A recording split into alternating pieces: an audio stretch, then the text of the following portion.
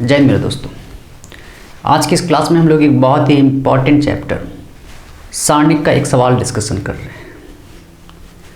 और ये सवाल बोर्ड पेपर में मैं कंफर्म आपको कह सकता हूँ कि ज़रूर आएगा।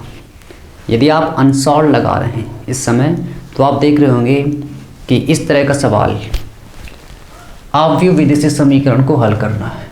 ये 3 इक्वेशन आपको दी हैं, इन्हें हल करना है। हल करने का मतलब x, y, z की आपको वैल्यू निकालनी है। अब इसे लगाया कैसे जाए, तो चलिए शुरू करते हैं आज की क्लास और जानते हैं कि अव्यवविधि से समीकरण को कैसे हल किया जाता है।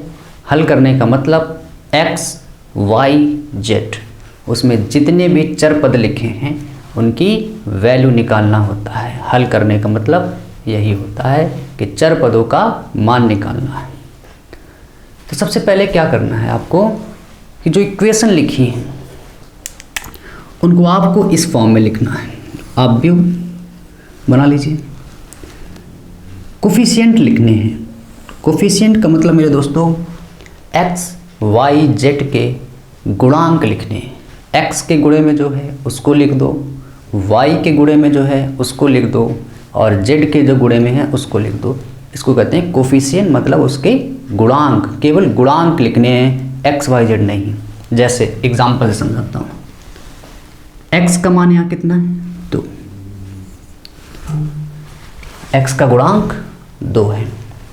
नीचे वाले में x का गुणांक 1 है और इस वाले में 3 है। y का गुणांक 3, इस वाले में -2 और इसमें -1। z का गुणांक 3, इस वाले में 1 और इसमें -2। इसके बाद जैसे आप इतना कर लें, सेकेंड ब्रैकेट में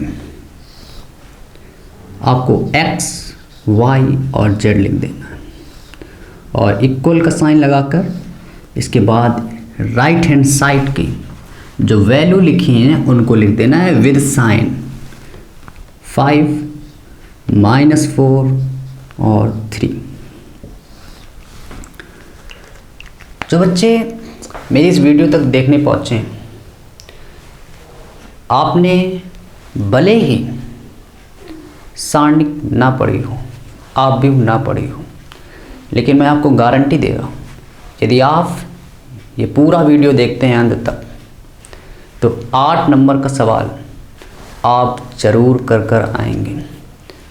भले ही आप सारणिक ना पढ़े हो, कोई इसकी आपको दिक्कत नहीं, लेकिन ये सवाल आप सीख जाएंगे और इस तरह का हर एक सवाल आप पेपर में लगा के आएंगे, ये मेरी गारंटी है आपसे।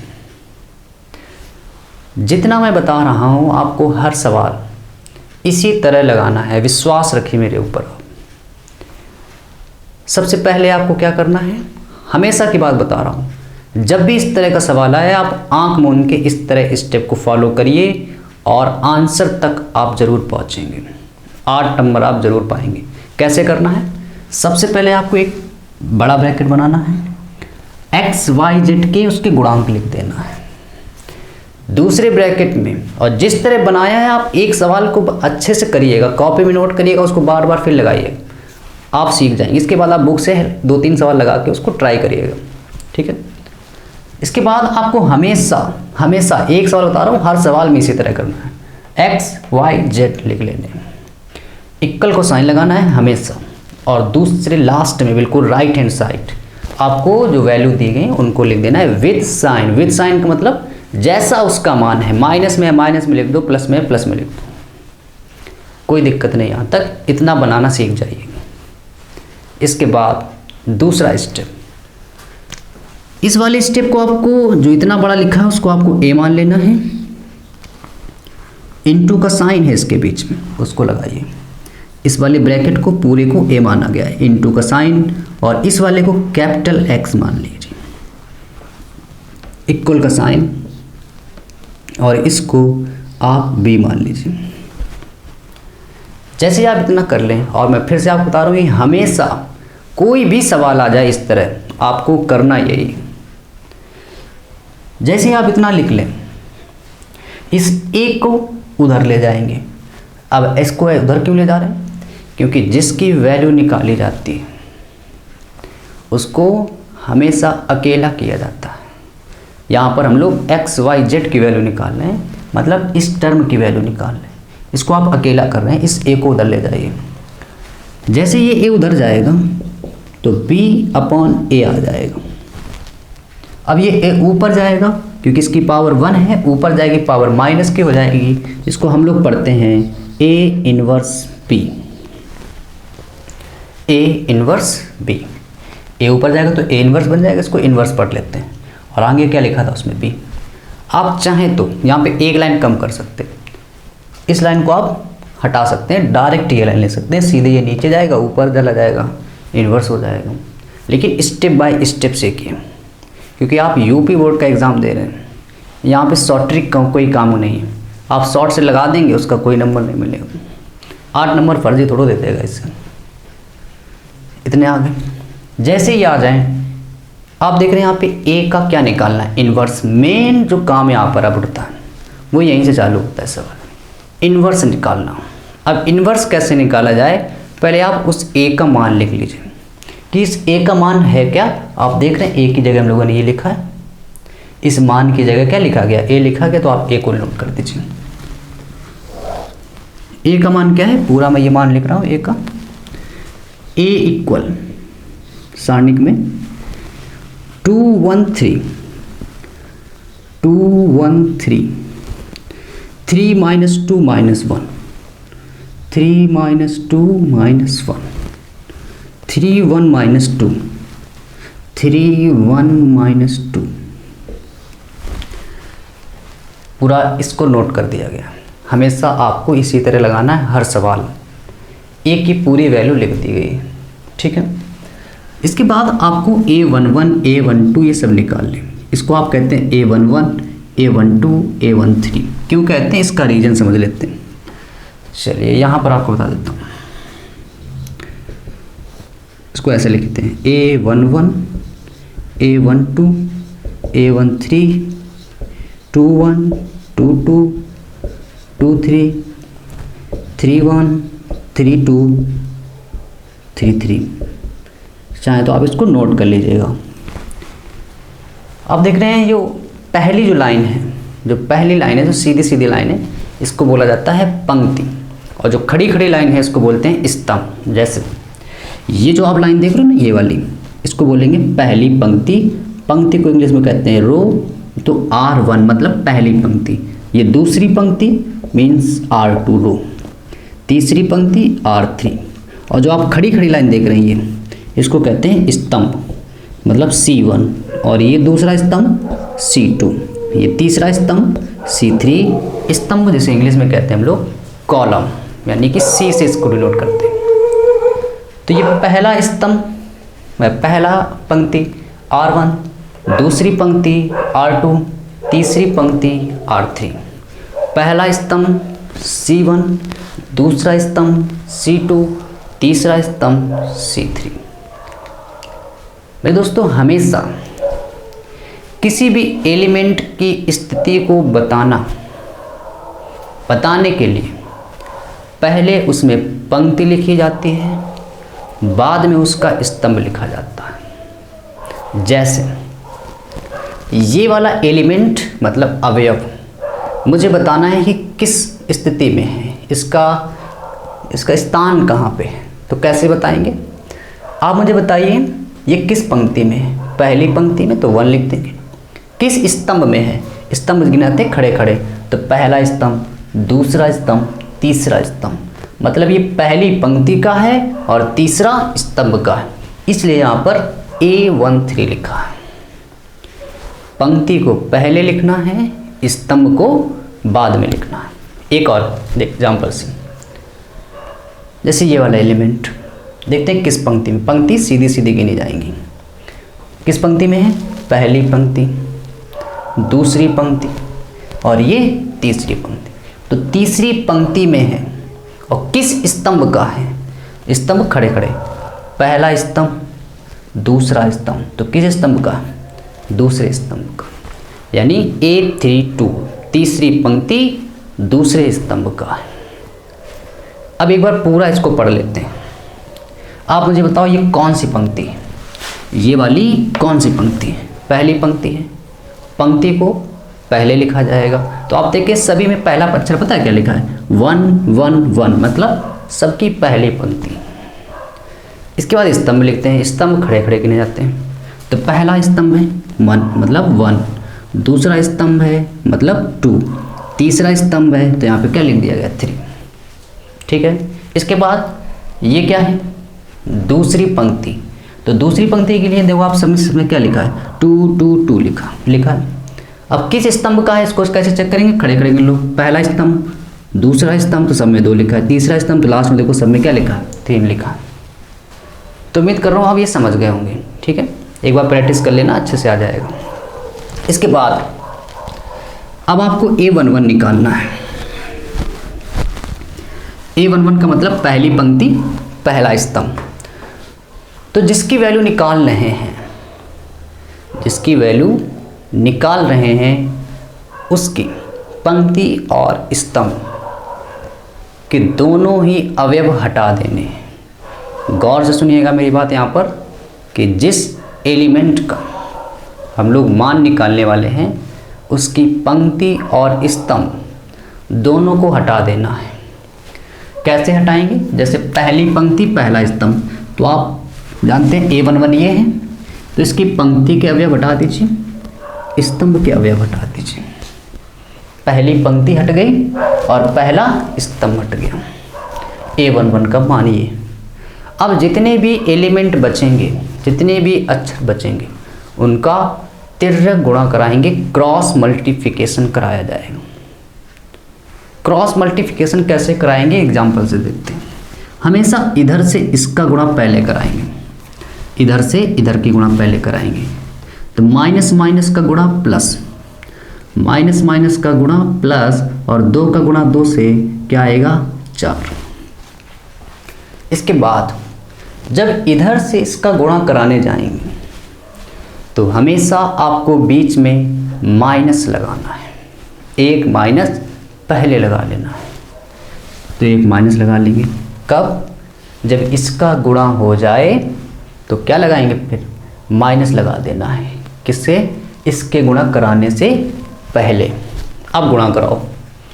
1 का गुणा 1 से आएगा 1, लेकिन कैसा 1? माइनस का। और जैसे ही -1 यहाँ रखेंगे तो माइनस माइनस क्या हो जाएगा? प्लस, और 4 और 1 क्या हो गया? 5। ठीक है, मैं जानता हूँ कम समझ में आएगा, लेकिन कोई दिक्कत नहीं, दूसरा वाला लगाते हैं फिर आता है। A12 पहली पंक्ति दूसरा स्तंभ। अब हम लोग मान निकाल लें इसका, तो पहली पंक्ति आपको हटा देनी है और उसी का क्या हटा देना है? स्तंभ, दूसरा स्तंभ गायब कर दो। तो इस स्तंभ को आप भूल जाओ कि कुछ लिखा है। ठीक, चलिए इसका इधर गुणा कराओ, जो बचा है उसका गुणा कराएंगे। तो पहली पंक्ति हट गई और दूसरा स्तंभ, तो ये हट गया। तो 2 एकम 2, कैसा 2? माइनस का 2, 2 एकम 2। बीच में क्या लगाना है आपको? माइनस। 3 एकम 3, 3 आ गया। दूसरी बात मेरे दोस्तों, आपको ये देखना है कि जो ये आप देख रहे हैं, जो नंबर लिखे, जो अंक लिखे, इनको दोनों को ऐड करना है। यदि ऐड करने पर सम संख्या है तो उसके आगे प्लस लगाएंगे, और यदि विषम संख्या है तो उसके आगे माइनस लगाएंगे। जैसे 1 और 1 क्या था? 2। सम संख्या है तो उसके आगे प्लस लगाया जाएगा। 1 और 2 कितना होता है? 3। 3 एक विषम संख्या है तो उसके आगे क्या लगाएंगे? माइनस। ठीक है, कितना हो गया? -3, -2, -5, और एक आगे ये लगा है तो माइनस प्लस का 5। अगला निकालते हैं A13, 3 और 1 4, तो आगे क्या लगाएंगे? प्लस।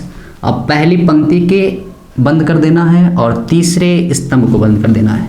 ध्यान से देखिए, पहली पंक्ति तीसरा स्तंभ, तो पहली पंक्ति ये है और तीसरा स्तंभ ये है। जो बचा उसका क्रॉस मल्टीप्लिकेशन। आपको केवल याद रखना है कि कौन सी पंक्ति कौन सा स्तंभ बंद हो रहा है। पहली पंक्ति तीसरा स्तंभ, पहली पंक्ति और तीसरा स्तंभ, ये 4 अक्षर बच रहे हैं। इनका गुणा कराना है। 1 का गुणा 1 से कितना आएगा? -1, बीच में क्या लगाएंगे माइनस, और 3 दूनी 6, माइनस का 6 जैसे रखेंगे प्लस का 6, 6 में घटा दिया 5। फिर इसके बाद A21, 2 और 1 3, 3 एक विषम संख्या है, क्या लगाएंगे माइनस। दूसरी पंक्ति पहला स्तंभ, दूसरी पंक्ति कहाँ पर है, ये है। पहला स्तंभ कहाँ है, ये। आप इसको बंद करिए। दूसरी पंक्ति पहला स्तंभ, ये अक्षर गए, ये अक्षर गए, 2 3 6, माइनस के 6 क्योंकि माइनस। बीच में क्या लगाएंगे पहले माइनस, फिर इसके बाद गुणा कराइए। -1 का गुणा 3 से, 3 1 कम 3, और कैसा 3 माइनस का मिलेगा, जैसे रखेंगे प्लस का हो जाएगा। -6 माइनस प्लस के 3 कितना हो गया -3, और जैसे इसमें मल्टीप्लाई कराएंगे प्लस का 3। A22 निकाल लेते हैं। A22 मीन्स 2 और 2 4, 4 एक सम संख्या है, क्या लगाएंगे आगे प्लस। दूसरी पंक्ति दूसरा स्तंभ, दूसरी पंक्ति मतलब ये वाली, और दूसरा स्तंभ मीन्स ये। तो आप ध्यान से देखिएगा, ये बंद हो गए और ये बंद हो गए। जो अक्षर बच रहे हैं वो कौन कौन से हैं, ये है और ये। जो बचे हैं उनका आपस में गुणा, लेकिन किस तरह गुणा, जरा ध्यान से देखें। 2 का गुणा 2 से करेंगे, -4 क्योंकि ये माइनस लगा। बीच में पहले लगाते हैं माइनस, अब इसका गुणा करें, 3 3 9, -4 -9, -4 कितने हो गए -13। फिर निकालेंगे A23, दूसरी पंक्ति तीसरा स्तंभ, दूसरी पंक्ति तीसरा स्तंभ क्या है, थोड़ा सा मैं थोड़ा साफ कर देता हूँ, आपको कम समझ में आ रहा होगा।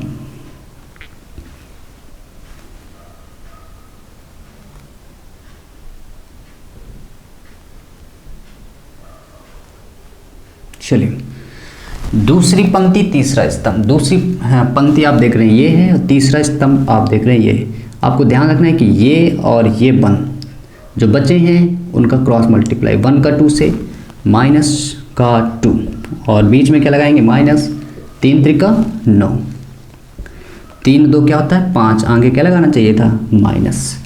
ऐड कर दीजिए, माइनस का 9, माइनस का 2, माइनस का 11, और ये बाहर माइनस लगा है तो माइनस माइनस प्लस। A31, 3 और 1 4, आगे क्या लगाएंगे प्लस। तीसरी पंक्ति पहला स्तंभ, तीसरी पंक्ति ये है और पहला स्तंभ ये है, ये बंद हो गया, ये बंद हो गया। 1 का गुणा 3 से, 3, बीच में लगाएंगे माइनस, माइनस का 3 दूनी 6, माइनस का 6 आ रहा है, माइनस माइनस प्लस का 6, 6 और 3 9। A32, 3 और 2 माइनस के 5, 3 और 2 माइनस के 5। तीसरी पंक्ति दूसरा स्तंभ, तीसरी पंक्ति दूसरा स्तंभ, तीसरी पंक्ति दूसरा स्तंभ, ये बंद। 1 का गुणा 2 से, 2, बीच में क्या लगाएंगे माइनस, 3 1 कम 3, अंदर आप जब सॉल्व करेंगे तो आएगा -1, बाहर लिखा एक और माइनस, माइनस माइनस प्लस का 1। A33, A33 देखते हैं क्या आएगा। तीसरी पंक्ति तीसरा स्तंभ, 3 3 क्या होता है 6, यानी प्लस का आएगा। अब क्या आएगा देखिए ध्यान से, तीसरी पंक्ति मतलब ये, और तीसरा स्तंभ मतलब ये, बंद हो गए, ये बंद हो गया, और ये 2 दूनी 4, माइनस का 4 क्योंकि ये माइनस है। बीच में क्या लगाएंगे माइनस, 3 1 कम 3, कितना आ जाएगा माइनस का 7। सभी के आपने मान निकाल लिए। जैसे ही मान आ जाए इसके बाद आपको एक नया सारणिक बनानी है, सॉरी आप भी बनाना है। कैसे बनाएंगे जरा ध्यान से देखते हैं। पहले इतना आप स्क्रीनशॉट ले लीजिए, इसके बाद आगे बताते हैं। चलिए,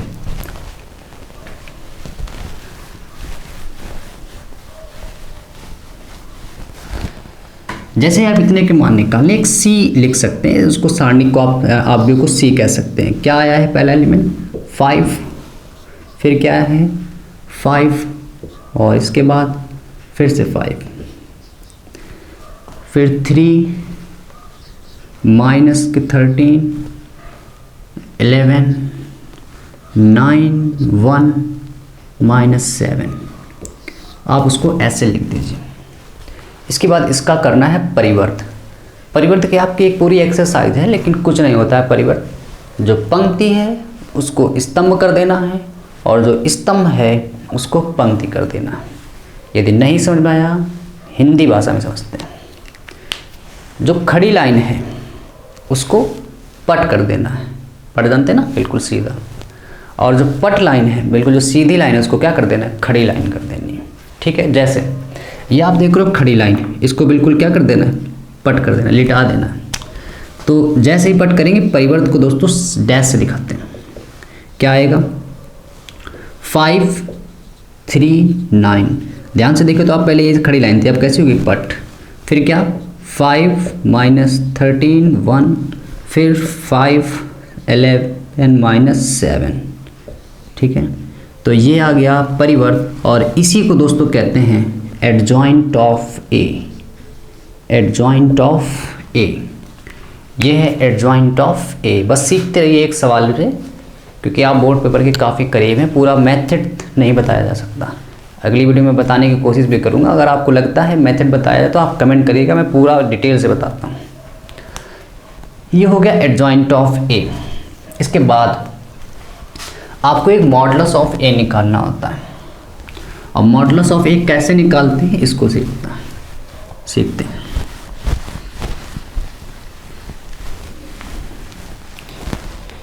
यहाँ पर मैंने सवाल मिटा दिया है। ए बराबर, अगर आप देखेंगे, अगर आपने स्क्रीनशॉट लिया है, ए बराबर लिखा था 2 1 3 3 - 2 - 1 3 1 - 2। ये आप देखेंगे ए बराबर, जब लोगों ने सवाल लगाना स्टार्ट किया था ना, ए बराबर यही लिखा था। अब इसका निकालना है modulus of A. Modulus of A कैसे निकालते हैं, इसका प्रसार करना है। Mod of A, mod A आप किसी के सापेक्ष भी कर सकते हैं। हमेशा आप पहली पंक्ति के सापेक्ष करेंगे। पंक्ति आपको मैंने बताई सीधी होती है, और पहली पंक्ति का मतलब पहली वाली, ये पहली पंक्ति। तो पहली पंक्ति में आप देख रहे हैं क्या लिखा है, 2, इंटू का साइन लगाएंगे। जिस अक्षर को लेते हैं, आपको मैंने बताया अभी कि उसकी पंक्ति और उसका स्तंभ के अक्षर नहीं लिए जाते हैं। जैसे 2 मैंने लिया, तो इसके आप पंक्ति भूल जाइए और इसका स्तंभ भूल जाइए। जो अक्षर बच रहे हैं उनका गुणा कराओ, 2 दूनी 4, प्लस के 4, बीच में माइनस पहले लगा लेते हैं। 1 का गुणा 1 से, माइनस का 1 माइनस प्लस, इसके बाद माइनस लगाएंगे, प्लस माइनस प्लस चलता है, याद कर लीजिए, ये प्लस माइनस प्लस हमेशा। फिर क्या आएगा, 3 को लिख दिया, तो 3 की पंक्ति हटा दो और उसका स्तंभ हटा दो। 3 ये है, उसकी पंक्ति ये हटा दिया, स्तंभ ये हटा दीजिए। तो 2 का गुणा 1 से, 2 1 कम, -2, बीच में क्या लगाएंगे, माइनस, 3 1 कम 3। इसके बाद ये प्लस के साथ खुल देगा, तो +3, पंक्ति और स्तंभ हटा दीजिए। तो 1 का गुणा 1 से, -1, बीच में लगाएंगे माइनस, 3 दूनी 6, माइनस का 6 जैसे रखेंगे, प्लस का 6, तो 4 और 1 5, 5 का गुणा 2 से 10, -3 -2 -5, और -5 का मल्टीप्लाई आप करेंगे -3 से, तो 5 3 15, प्लस के यहाँ से मिलेगा आपको 5, 6 में घटा देंगे 5, और 5 का गुणा 3 से, 5 3 15, 15 15 30, और 30 में 10 जोड़ देंगे जब 40। क्योंकि मेरे दोस्तों ये 8 नंबर का सवाल आएगा, इसलिए थोड़ा काफ़ी लेंदी लग रहा है आपको, लेकिन जब आप लगाएंगे, प्रैक्टिस करेंगे, क्योंकि मैं आपको समझा रहा हूँ, थोड़ा टाइम लग रहा है। जैसे आप 1 2 बार लगा लेंगे, प्रैक्टिस कर लेंगे, तो यकीन मान के चलिए आप बहुत जल्दी लगा लेंगे। शुरुआत में अगर आप सीख रहे हैं तो थोड़ा टाइम लगेगा, गलतियाँ होंगी, मिस्टेक होंगी, आप उनसे सीखिएगा। जैसे ही मॉडुलस ऑफ ए आ जाए, एडजॉइंट ऑफ ए आ जाए, सीधे डायरेक्ट फार्मूला होता है ए इनवर्स का, वो आपको याद करना पड़ेगा। ए इनवर्स बराबर, ए इनवर्स होता है adjoint of A upon modulus of A. A inverse बराबर adjoint of A upon modulus of A. A inverse 1 upon adjoint of A. पहले आप एडजॉइंट ऑफ ए की वैल्यू रख दीजिए। एडजॉइंट ऑफ ए क्या आया था, जो आता है उसका परिवर्त करने से एडजॉइंट ऑफ ए बना था। क्या बन गया है, 539 539 5 -13 1 5 11 -7। इसके बाद डिवाइड करना है मॉडुलस ऑफ से। डिवाइड आप हमेशा ऐसे करेंगे, ऊपर हमेशा 1 मान लेंगे, हमेशा 1 मानना है। मॉडुलस ऑफ ए कितना आया है 40, उसको लिख दीजिए। ये हो गया ए इन्वर्स। अब ए इन्वर्स निकल आने के बाद, क्योंकि हमारे सवाल में मुझे एक्स वाई जेड निकालना है ना कि इन्वर्स, लेकिन इन्वर्स बगैर निकाले आप एक्स वाई जेड का मान नहीं निकाल सकते। इस इक्वेशन पे आएंगे। यहाँ पर क्यों आएंगे? क्योंकि हम लोग यहीं पर रुके थे, सवाल को आगे नहीं बढ़ा पाए थे। क्यों आगे नहीं बढ़ा पाए थे? क्योंकि यहाँ पर ए इन्वर्स का मुझे मान नहीं पता था। अब हम लोगों ने पूरा सवाल लगाया और ए इन्वर्स की वैल्यू निकाल ली है। तो जहाँ पर हम लोग रुक गए थे सवाल में, उस जगह से वापस उसको स्टार्ट करेंगे। तो चलिए स्टार्ट करते हैं। यहाँ से आप लिखोगे बिकॉज चूँकि x equal to A inverse B है, आप सबकी वैल्यू रखिए। आप देख रहे हैं x की वैल्यू, जब मैंने यहाँ से इसको लिखा था x की वैल्यू, आप देखें वो था एक्स वाई जेड। अगर आपको याद आए 3 बॉक्स बनाए थे शुरुआत में। बड़े वाले बॉक्स को a मान लिया था, साइड वाले बॉक्स को कैपिटल X माना था, और लास्ट वाले बॉक्स को हम लोगों ने माना था b। तो कैपिटल X किसको माना था? एक्स वाई जेड को। a इन्वर्स जो कि वैल्यू आई है 1/40 ब्रैकेट सारणिक का आव्यूह का 5 5 5 3 -13 11 9 1 -7। b की वैल्यू रख दीजिए। b की वैल्यू आप देख रहे होंगे वहाँ पे जब हम लोगों ने लिखा था तो था 5 -4 3। अब इसका आपको मल्टीप्लाई कराना है।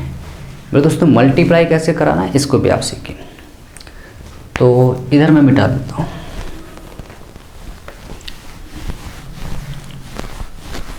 बस लास्ट स्टेप है, कुछ 2 से 3 लाइनों में आंसर आ जाएगा। मल्टीप्लाई कैसे कराना है आप इसको ध्यान से देखें। मल्टीप्लाई कराने के लिए आपको इसको इस तरह लेना है, ध्यान से देखिएगा। यहाँ पर ये जो इसको बोलते हैं खड़ी खड़ी लाइन को बोलते हैं स्तंभ, बाद वाले का स्तंभ लेना है और उसको ऐसे घुमा के ऐसे गुणा कराना है, पंक्ति में गुणा कराना है। स्तंभ को लेना है और गुणा पंक्ति में कराना है। फिर सुनिए, बाद वाले का स्तंभ लेना है और गुणा पंक्ति में कराना है। जरा ध्यान से देखते हैं कैसे। 5 -4 3 लिखा है, इसको आप घुमा के पंक्ति बना दें। पंक्ति में पहला अक्षर पता है क्या लिखा होगा? 5, दूसरा -4 और तीसरा 3। उसका मल्टीप्लाई कराना है इस वाली पंक्ति से। तो 5 का मल्टीप्लाई किससे? 5 से। तो कितना हो जाएगा? 25। 5 का गुणा 5 से 25। 3 का गुणा किससे करेंगे? 4 से। कैसा आएगा? प्लस माइनस होता है माइनस, 4 3 12। 9 का गुणा 3 से करा दीजिए, 9 त्रिक 27। इसके बाद इस 5 का पहली वाली पंक्ति में हो गया। अब दूसरी वाली पंक्ति में, दूसरी पंक्ति में पहला अक्षर क्या लिखा है? 5, और इधर से किसका गुणा कराओगे? 5 से। तो 5 25।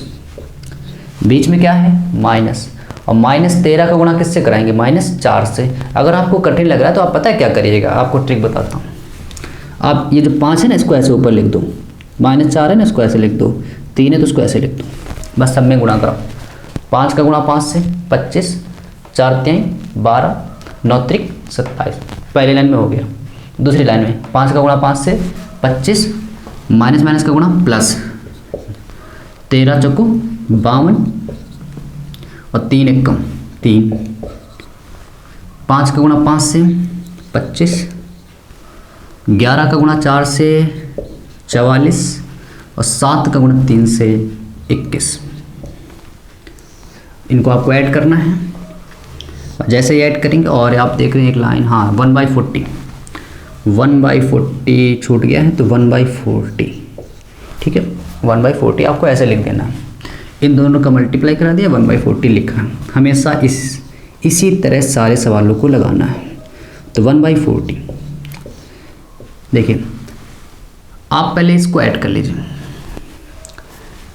जब आप 27 में 25 ऐड करेंगे तो आ जाएगा 52, और 52 में आपको घटाने कितने हैं? 12। तो आ जाएगा कितना 40। आप पहले 52 में ऐड करिए 3 तो 55, और 55 में जब ऐड कर देंगे 25 तो आ जाएगा कितना 80। इसके बाद माइनस का 44 माइनस का 21 आप जब ऐड करेंगे तो आ जाएगा माइनस का 65, और माइनस का 65 जब आप उसमें प्लस का 25 करेंगे तो आ जाएगा माइनस का 40, माइनस के 40। और जैसे ही माइनस के 40 आ गए उसको लिख दीजिए, और 40 का डिवाइड करना है क्योंकि 1/40 का मतलब 40 से भाग देना है। तो 40 से जैसे भाग देंगे तो x y z 40 का भाग 1 में देंगे, 40 एकम 40, 2 बार कट गया, 40 दूना 80, 40 एकम 40। कंपेयर कर दीजिए, कंपेयर मतलब तुलना। जैसे ही आप तुलना करेंगे तो तुरंत आप आंसर पाएंगे। x की वैल्यू 1 है, y की वैल्यू 2 है, और z की वैल्यू -1 है। z की वैल्यू -1 है। ये हो गया मेरे दोस्तों समीकरण का हल।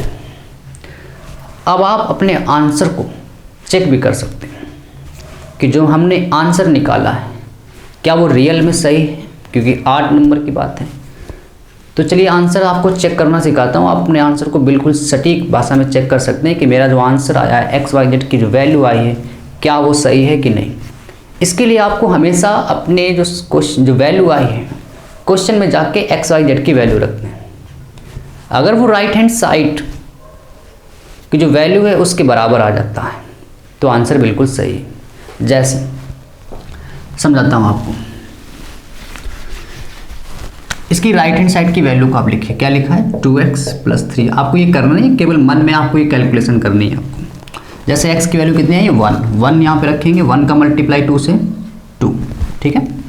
y कितना आया है 2 का आप मान रखिए, और 2 का गुणा किससे कराना पड़ेगा 3 से, तो 3 दूनी कितना अच्छा है, बीच में कौन सा साइन है प्लस लगा दीजिए। z की वैल्यू कितनी है -1, -1 में यहाँ रखिए, गुणा कराइए, 3 एकम 3, कैसा 3 -3, ठीक है। 6 में 3 घटा दीजिए, कितना आएगा 3 आएगा, 3 में 2 ऐड कर दीजिए 5, तो आप देखिए 5 आ गया बिल्कुल। यह काम आपको एक्स्ट्रा नहीं करना है, यहीं पे कर लेना है। जैसे आपको मैं 2 से 1 क्वेश्चन में रख के चेक कराता हूँ। x की वैल्यू कितनी 1, कितना आ गया 1, y की वैल्यू कितनी 2, 2 2 जा 4, 1 - 4 कितना 1 - 4 -3, यानी यहाँ से मिला कितना -3, और इसको क्या रखिए -1, तो -1 जैसे रखेंगे -3 वहाँ से, -1 यहाँ से, -4। तो आप अपने आंसर को चेक कर सकते हैं, बहुत ही कम सेकंड लगेंगे। कुछ लोगों को लग रहा होगा कि वीडियो काफ़ी सर बड़ी है, काफ़ी कठिन मेथड है, तो मैं आपको बता दूं बच्चों यही मेथड है इसका। शॉर्ट ट्रिक भी है इसकी, लेकिन वो आपके कोई किसी भी काम की नहीं, क्योंकि बोर्ड पेपर में ये 8 नंबर का आ रहा है मेरे दोस्तों। वहाँ पर शॉर्ट ट्रिक लगा के आप एक लाइन में आंसर नहीं लिख सकते, तो आपको ये सीखना पड़ेगा। 1-2 बार लगाएंगे, कॉपी में नोट करिएगा, अच्छे से लगाइएगा, इसके बाद आप बुक से ट्राई करिएगा, ठीक है। तो चलिए मिलते हैं अगली वीडियो में। जय हिंद।